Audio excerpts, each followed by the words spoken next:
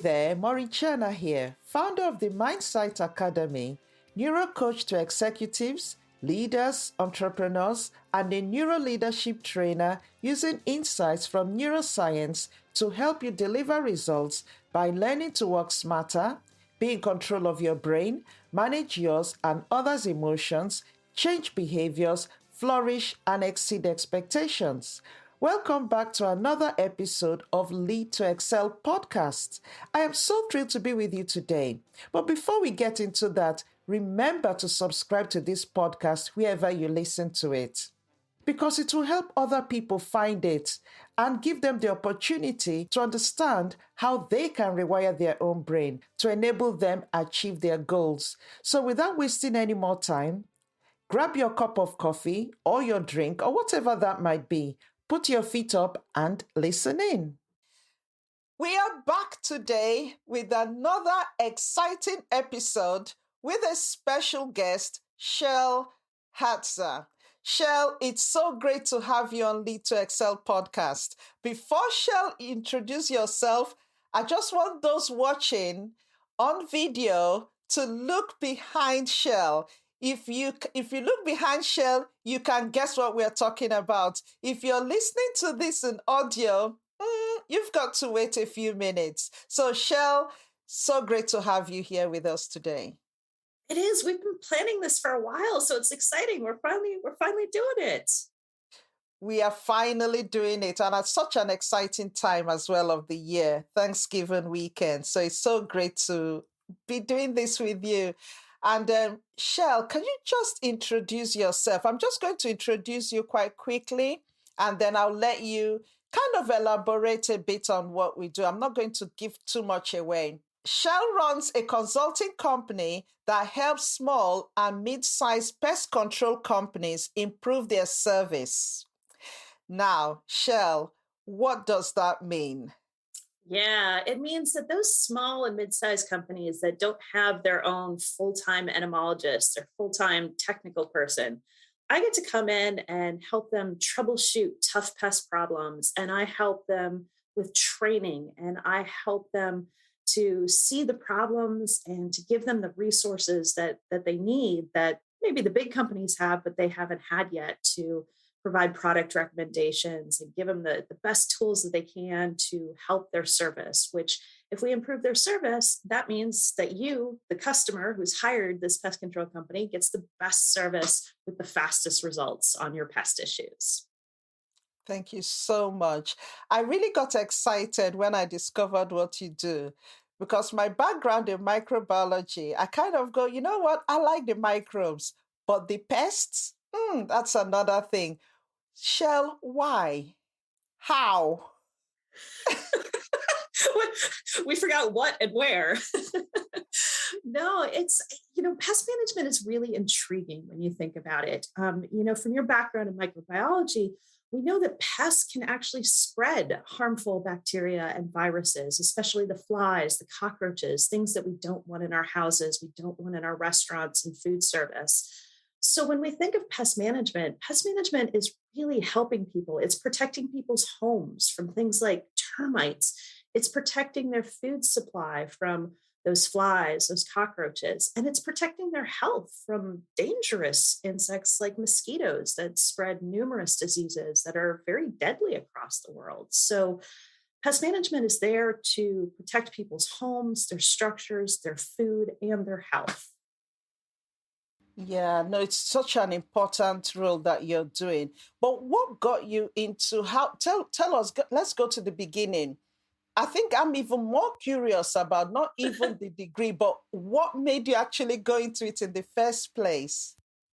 Yeah, so I was at university. I was about halfway through and realizing that I wasn't really happy with what I was doing. And so kind of looked through and decided to try something different. And my very first entomology class, it was just so intriguing to see all the diversity of insects that are out there, the integral part they play in our ecosystem, and the way that they can affect humans. It just, that whole ecosystem was incredibly amazing to me. And I just got sucked in. And it was my first entomology class that did it to me. I actually can understand that, and I can, I really can because I did a bit of pests, study entomology, and it is fascinating. It's fascinating when you're studying it and looking at them, but not when they come near you at home, though, which is a different thing. But yeah, so what then happened? Talk us through how what then happened after graduating, what your career has been like, and what made you then set up a consultancy? Yeah. So from my initial university, I did go on and get my graduate degree in entomology. And from there, worked a few different jobs and kind of got into research, researching stored product pests. So those are the little beetles and the moss that actively get into our food. They're in those food processing sites, and we don't want them in our cereals or in our biscuits. So got into the research of looking at how they work and what they're doing and how they get into packaging. And from there, actually, there was a pest control company in my area that said, wow, we're really interested in what you do. Would you be interested in coming to work for us and helping our technicians, our company, do better at what we do? Because they worked specifically in pest control for food processing. And to me, that was a natural jump to go from research into something that was very similar in the industry side. And from there, I actually got a promotion up to the corporate office and started supporting multiple lines of business, including those homeowners, again, protecting people's homes from termites and getting into vector control with mosquitoes and ticks and really expanding my horizons. And from there, realized that there were all these small and mid-sized companies that didn't have that resource and didn't have somebody to help them with that guidance, with that knowledge to help them improve to get to their next steps. So decided to strike out on my own and help those companies and help the ones that are still growing with that resource. Yeah. So who do you work with? Do you work with, is it in a specific location, or talk us through who your clients are, generally? Yep. So most of the companies that I work with are in the United States. So I do have a couple international clients that we've done some special projects with. But yeah, most of my pest control companies are in the US, all across the US, which is really neat because I get to see different areas of the country and what problems they're having, and creative solutions for one area can overlap with, what a different area is doing. So all across the US. That is amazing. That's so fascinating. If I was nodding so much when you were saying the different problems that different areas have, and that's so true. So give us an example of what you tend to find. And are you working with the companies that deal with food processing, or is it really pest control in homes? So what kind of companies do you work with generally? Most of the companies I work with, they will do some residential, they will do some homes, but the majority of their business is commercial. So anything from restaurants, hotels, hospitality, healthcare, and food processing.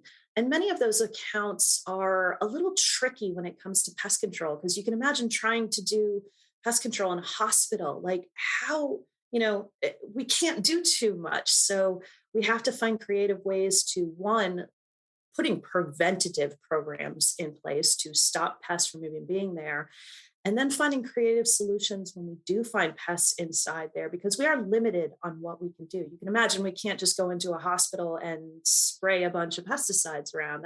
That doesn't work. Same thing with your food facilities. Nobody wants a bunch of pesticides in their breakfast cereals. So True. we have to find those ways to, again, prevent, hopefully from the start. And when things do get in, we find them quickly, we have a few more options, and we can keep those populations down and out of your food and out of your home. Interesting. So, what impact do you feel that what you're doing has had? And if you just kind of give us a bit of examples of, companies you've worked with, how you've been able to prevent things, and then I'm going to come back to some really specific questions. Awesome. I love specific questions. So I think I've helped these companies, again, by improving that service to their customers. And what we want to do with any pest issue, Like you said, you think insects are fascinating, but you don't want that cockroach in your home. So I get to help these companies specifically with putting preventative plans in place so that those problems hopefully don't happen. So one of my customers, we're working with a bunch of nursing homes and assisted living facilities. And Mm. obviously we've got an aging population there. We want to make sure that we protect them. And one of the issues was flies. And again, we know that flies can physically transmit diseases. They can pick up some E. coli from this infested spot in the kitchen and transfer it over to the other side. So we were able to very quickly, thankfully, I will say, hopefully with my help, we were able to very quickly identify what pest it was. And because we could identify it, we found out very quickly where it was coming from, and we were able to pretty much eliminate it, which was a pretty big infestation. We got down to almost nothing within a week. So it's really satisfying when we have a customer who's having a problem, they're frustrated, they know it's an issue, and I get to help my pest control companies go in there and do it quickly and get that resolution fast for their customers. But let me understand this. So you went in and the issue was flies. So what then caused the infestation of flies or that amount of flies? What was the problem?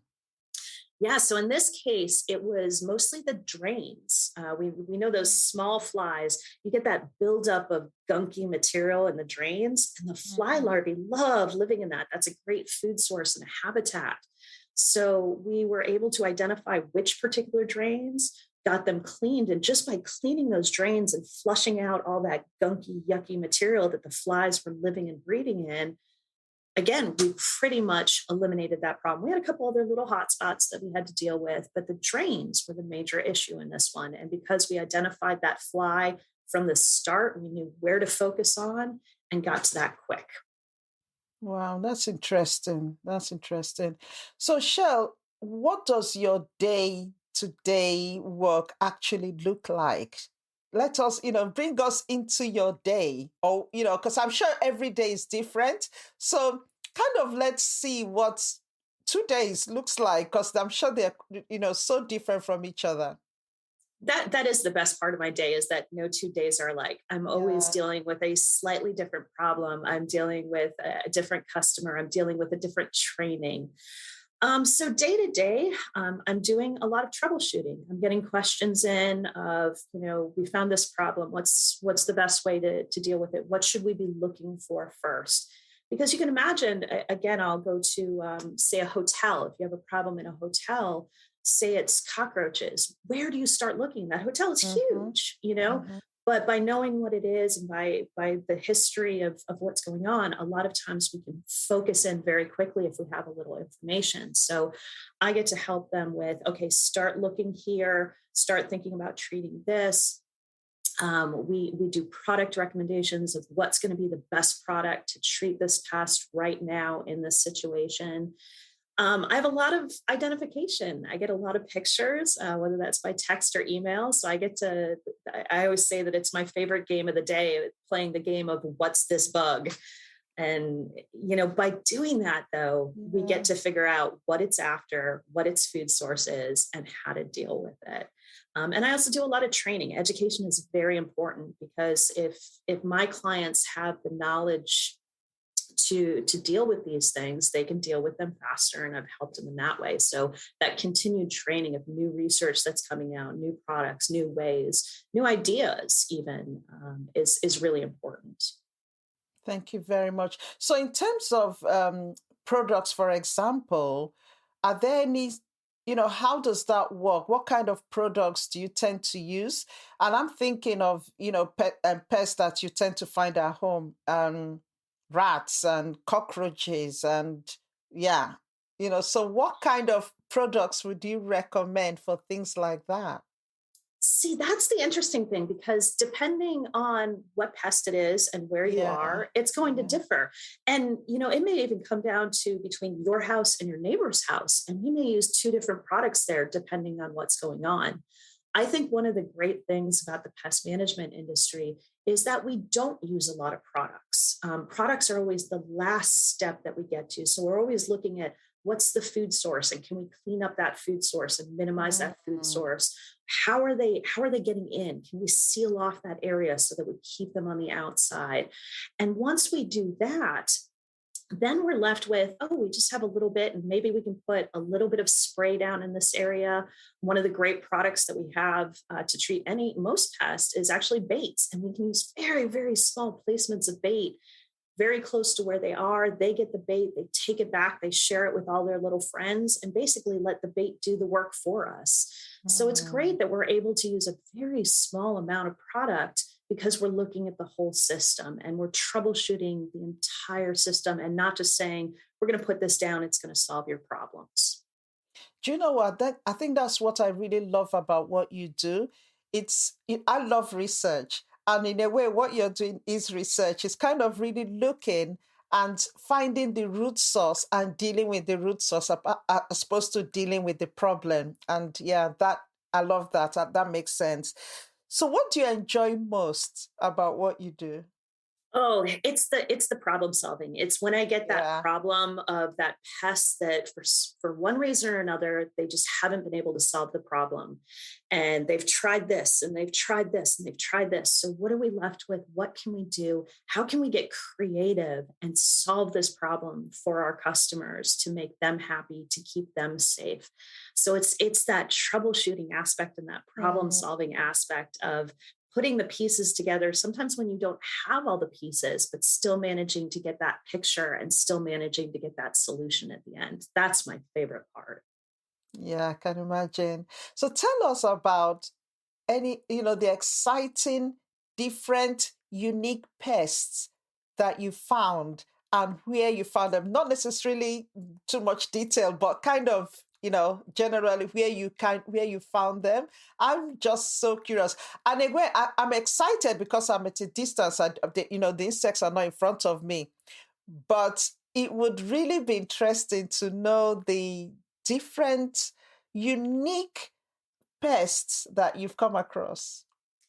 Yeah, I'll change that around a little bit. So most of the pests that I encounter are fairly common, I'll say, but the situations that I find them in, that's what's Mm. fun. So I'll give you two examples. One's a home and one's a business. So the first one's a home, and we had a clothes moss issue.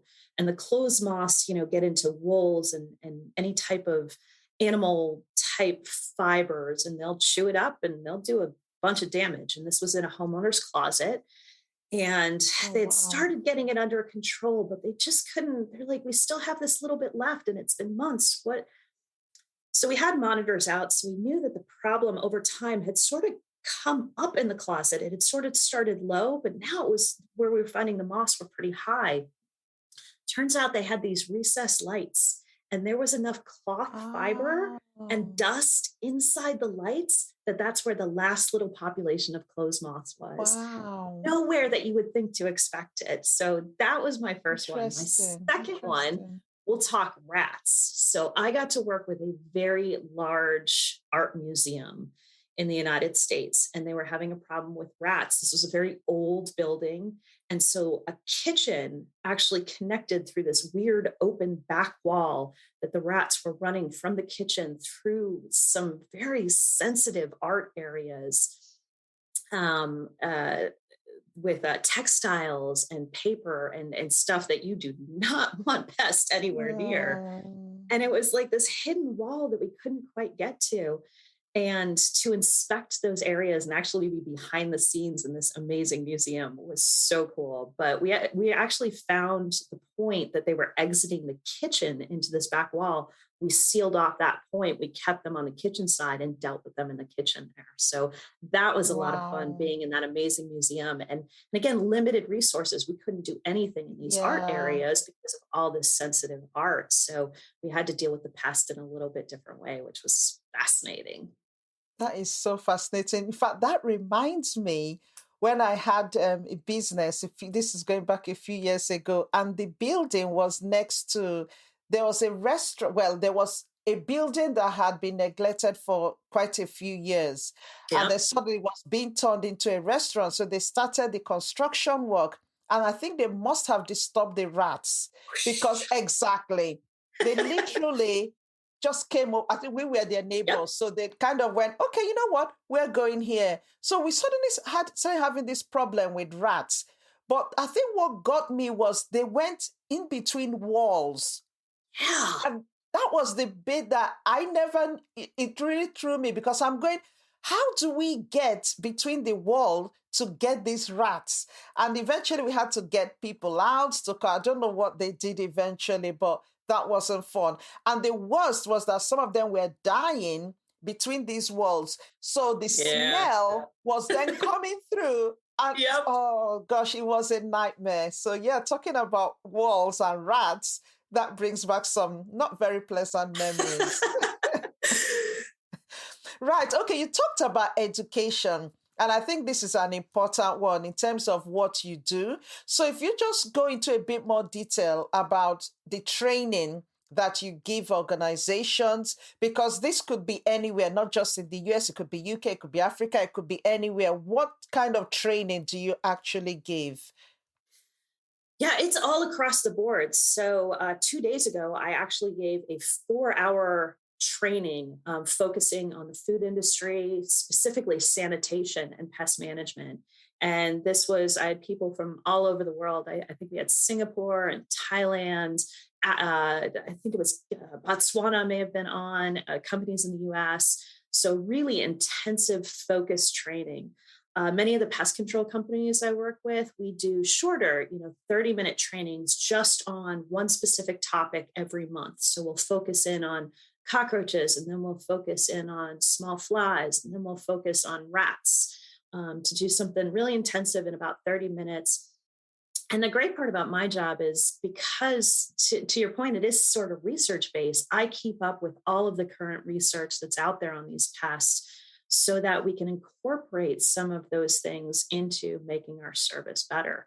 So I've done full day trainings for healthcare industry. I've done, everything down to little short 15-minute trainings that we dive in really deep on one particular pest and give people the information that they need. So all across the board, anything that's an urban pest, from cockroaches and ants and rats, termites, whatever it is, if it affects your structure, if it affects your food, or if it affects your health, like those mosquitoes and ticks, I do it.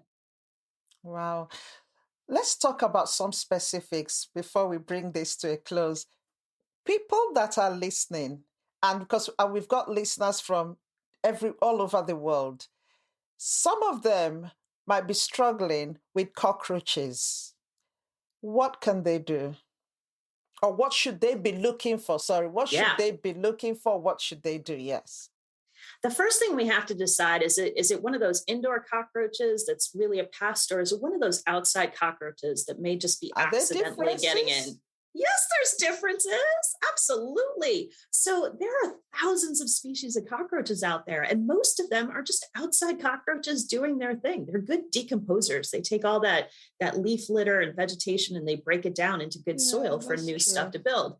We're concerned about those 2 or 3 species that get into homes and they'll reproduce, or restaurants, or wherever it is. Yeah. So the first thing we have to do is figure out, is it coming from the outside? And maybe all we need to do is seal the bottom of that door where they're sneaking in underneath.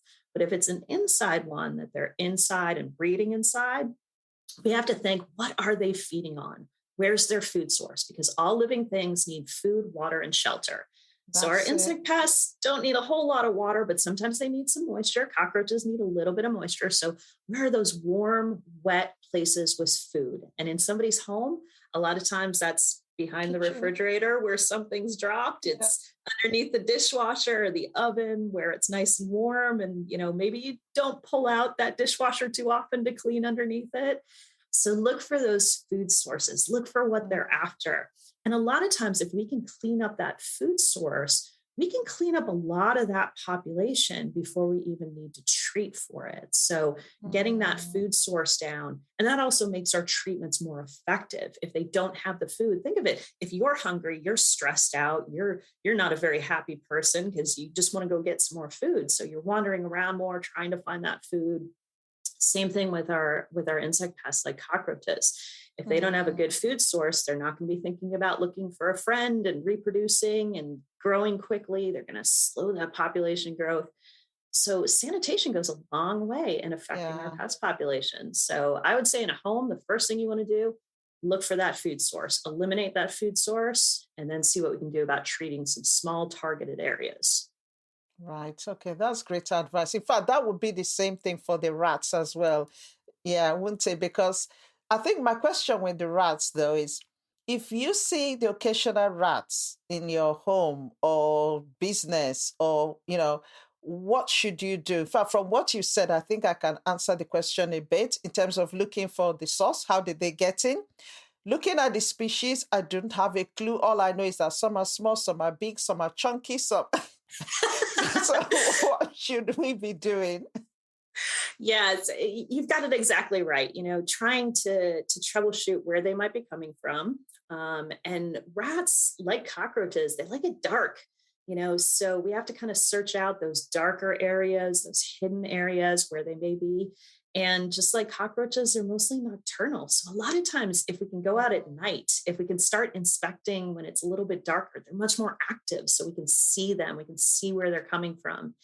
And in a lot of cases, what we want to do is we want to put those traps and those bait stations right in their pathway.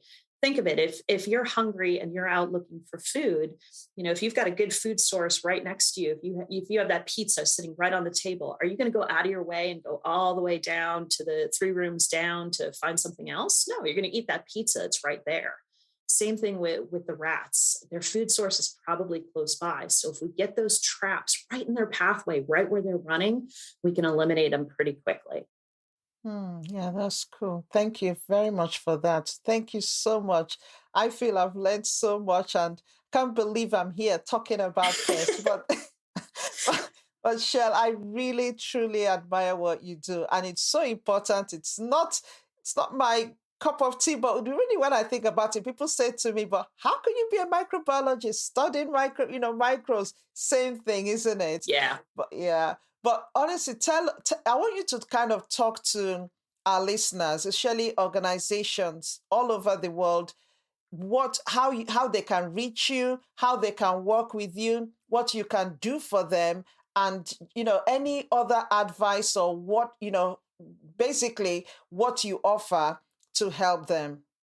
Sure. So if you're a pest management company, I offer monthly packages that provide training and provide technical support, all of that stuff that you may need on a regular basis. And for the larger industry, especially healthcare, hospitality, and anything dealing with food processing, food service, I work with those companies to help them improve their pest management plans, put preventative means in place so that we don't have these issues. And when we do, they're easier to solve. So I'm on LinkedIn. You can find me at Chelle Hartzer. I think I am probably the only Chelle Hartzer on LinkedIn. You can get me by email. I am chellehartzer360@gmail.com. And my website is chellehartzer.com. So you can find me somehow at Chelle Hartzer. Chelle Hartzer, thank you so much. It's really a joy and pleasure to have you on Lead to Excel podcast. One thing I'll say, listeners, is every time Chelle speaks about what she does, you see the passion, and I'm sure you can hear the passion in her voice. She really cares about what she does. So if you know any organizations that would benefit from Chelle, Chelle is great at what she does. She really is. Get in touch. She can help you get rid of those pests, at least solve the problem. And, I just love her approach to doing it. So, Chelle, thank you so much for coming on to Lead to Excel podcast. And it's really been a pleasure having and chatting with you today. Thank you. This has been so much fun. Thank you. We'll do it again. Absolutely. Thank you so much. Okay, 3 things before we finish today. Have you subscribed to this podcast? If you haven't, make sure you click that subscribe button wherever you listen to this podcast, because once you subscribe, you will not miss an episode. And as usual, if you have a topic you would love me to speak about or bring a guest on, do let me know by leaving a review. Finally, do have a fantastic week. And remember that you are limitless. So I look forward to seeing you in our next episode. Bye for now.